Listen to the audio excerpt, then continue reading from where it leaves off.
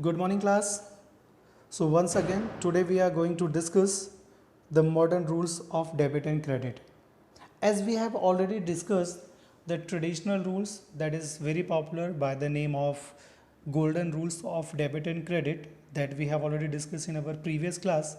Okay, in the traditional rules, basically we have divided all the accounts into three parts as we have first real account, personal account, and nominal account. Okay, similarly here in the modern rules we have divided all the accounts into five parts as we have assets, liabilities, capital, revenue, and expenses. Okay, basically there is no much difference in between the traditional rules and the modern rules, as in the traditional rules we have nominal account and which was classified into as income or the expenses, because the rules under the traditional method, okay, traditional rules for nominal account was there, debit all the expenses and credit all the income. So here we have divided that nominal account into two parts, that is of the revenue and of the expenses. So let's discuss about each and every item in this account. First we have assets. So first we have to find out the meaning of assets and the things which comes under the assets. So basically assets includes that you can note down, okay, fixed assets. Assets are classified into various categories. So first we have classified it as fixed tangible assets. So you can note down fixed tangible assets. Here we have land, building, machinery, furniture, equipment, vehicle, plant. Then fixed intangible assets. Fixed intangible assets are goodwill, patent, trade sign, intellectual properties, that is of intangible assets. Then after we have current assets. In the current assets we have cash, bank, debtors, bills receivable, outstanding income, prepaid expenses. These are the part of assets. Okay, and the rules for assets, we have to debit if the balance of assets are going to increase in the business, and we have to credit if balances of assets are going to decreases. So when you will purchase any assets, automatically your assets will increase, that's why we have to debit that assets, but at the same time your cash may be decrease, so we have to credit our cash. Okay, according to the transactions we have to identify different types of accounts which are going to affected in that transaction, as well as we have to find out their nature of the account according to the modern rules. Okay, so then after we have liabilities. For the liabilities we have different rules. So we have to debit if liabilities are going to decrease, and we have to credit if that is going to increase. So once first we have to identify what will be the part of liabilities. So once when you will take loan from bank, loan from other parties, loan from other institutions, and bank overdraft or debentures or the bonds, these are the major sources of financial support, okay, which creates our liabilities. Along with this we have creditors, we have bills payable, cash credit, these are also the part of liabilities, outstanding expenses, and income received in advance. Then after we have capital. Whatever rules we have seen for the liabilities, it will be same for the capital, okay, because capital is also the part of liabilities, because capital is called internal liabilities and rest of are the part of external liabilities. So rules for the capital, that is when capital will increase we have to credit it, and when it will decrease we have to debit it. Okay, and in the capital whatever investment we do at the beginning of the year or at the mid of the year, whatever investment that is considered as capital. Then after we have revenue, it means all the incomes. So we have to debit when your incomes will decrease, and we have to credit when your incomes will increase in the business organizations. Okay, because that we have already seen in the traditional concept, debit all the expenses, credit all the incomes. Incomes, it means revenues, and definitely in the business organization revenues will increase. Then next we have expenses, debit the expenses and credit the debit the expenses when it will increase and credit the expenses when it will decrease. So in the business organization, expenses rarely decreases, most probably they increase in the business organization. So here we can use the concept of nominal account to debit the expenses, because business में हमेशा expense increase होता है और revenue भी increase होता है. So debit the expenses and credit the revenues. These are the rules. Then after we have next, that is of concept. So all the assets having, always all the assets having debit balance. Once when you will make any kind of ledger or the statement, you will see all the assets having debit balance. If the balancing figure of your assets are going to credit, so there may be some issues or the problems, except bank, because the balance of bank may be the debit or the credit. Then next we have expenses account. Expenses account, all the expenses having debit balance, always they have debit balance. Then next after liabilities account, liabilities or the capital or the income, they have same nature, so they have credit balance. Okay, in the normal case. Okay, then after we have contra accounts. What is the example of contra accounts? Accounts receivable is an assets account that normally has a debit balance. Okay, because receivables, it means debtors comes under the assets, that's why they have debit balance. The allowance for doubtful accounts is a contra accounts. Once when you will make bad debts accounts or the doubtful accounts, so that is a contra accounts. To the accounts receivable and normally has a credit balance, because it will decrease the amount of debtors and that is equivalent of debtors, but the balance of doubtful accounts will be the credit balance. So similarly we have accumulated depreciation account, sales discount account, drawings account, treasury accounts, or the bonds discount account. So for the example, we can simply check, as the normal balance of a contra account is always opposite of the normal balance of the relevant main account. Okay, what is the main account? Just like the main account of depreciation, that is of assets, because depreciation decrease the amount of assets. Okay, it causes a reduction in the reporting account amount of the main account. For example, if the balance in building account is 5 lakh and the balance in accumulated depreciation, okay, that is 1,50,000.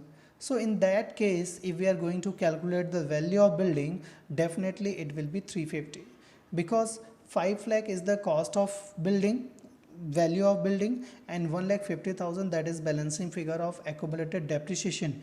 It means we have charged depreciation over the building, and depreciation always decrease the amount of assets. So that's why our assets and the building will be 3,50,000 after the deduction of that amount. Okay, then we have some transaction, and on the basis of transactions, and we have to check our rules or the regulations.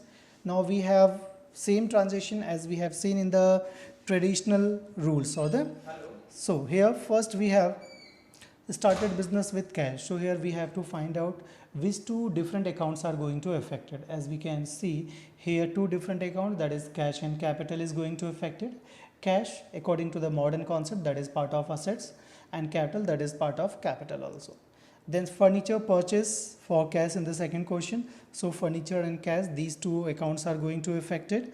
So furniture, that is part of assets, okay, and cash is going to decrease, and which is the part of assets. Very good. Then third, we have purchase goods for cash. So purchase goods for cash, so purchase account and cash account. Purchase, that is part of nominal account.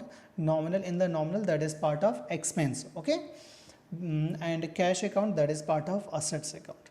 Then we have purchase goods on credit from big bazaar, big traders. So when you will purchase goods on credit, purchase, that is always comes under the expenses, okay, expenses. And big traders, they are trade creditors, because to whom we purchase goods, they are called our creditors. Later on we have to return their money, and creditors are the part of liabilities, okay.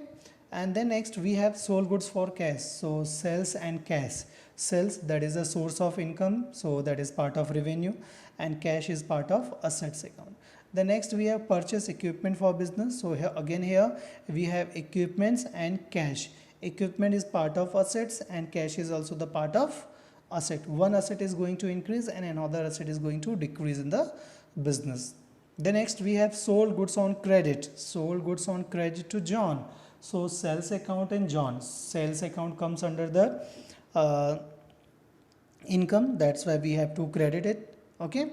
And John, that we have to debit, okay.